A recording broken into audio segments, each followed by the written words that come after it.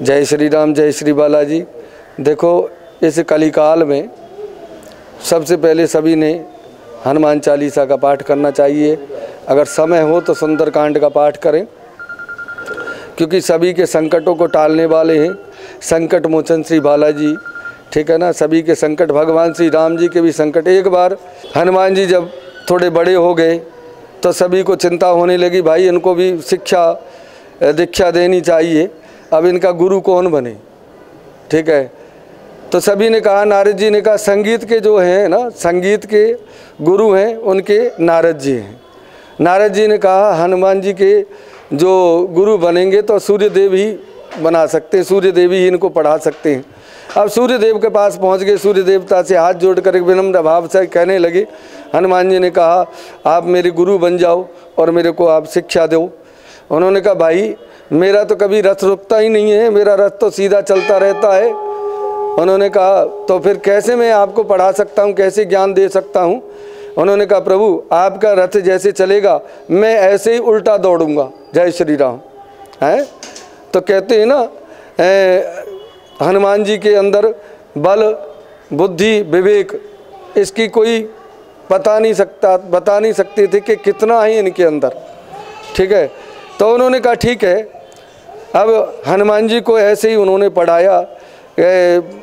सूर्यदेव का रथ आगे जा रहा है और हनुमान जी उनके पीछे मतलब जैसे उल्टे चल रहे हैं, उल्टे दौड़ रहे हैं। तो देखो रथ की वेग कितना तेज होगा और हनुमान जी की दौड़ कितनी तेज होगी। अंत में जब गुरु शिक्षा ले ली, उन्होंने कहा भाई अब गुरु दक्षिणा देने की बारी मेरी है। उन्होंने कहा आप मेरे से आप बताओ मैं आपको क्या अर्पण करूं। उन्होंने कहा भाई देख मेरे भी एक पुत्र है जिसका नाम है सनी है, और वो मेरे से खिलाफ रहता है, मेरा शत्रु बना हुआ है। उन्होंने कहा फिर क्या करूं, उसको कुछ सद्बुद्धि दे करके आओ। उन्होंने कहा ठीक है, तो मैं जाता हूं। तो शनि देव के यहाँ पहुंच गए हनुमान जी। तो सबसे पहले छाया ने उनके ऊपर आक्रमण किया, हनुमान जी के ऊपर। हनुमान जी ने कहा माता आप स्त्री हो और मैं स्त्री पर कभी हाथ नहीं उठाता, इसलिए आप मेरे को जाने दो और शनिदेव महाराज को मेरे को मिलाओ, शनिदेव को। तो देखो शनिदेव महाराज तो सभी के संकटों को दूर करने वाले हैं।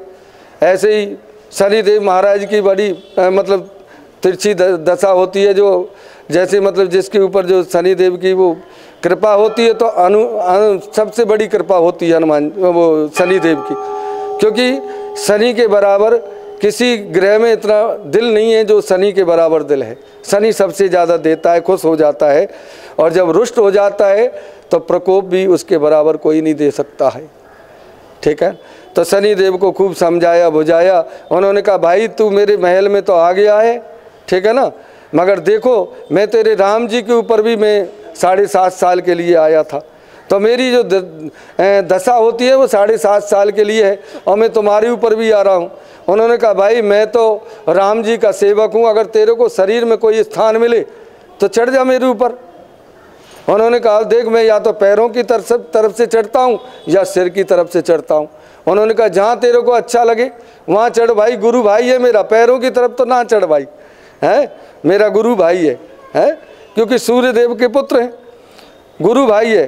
तो सिर पे मैं बैठ रहा हूँ, सिर पे।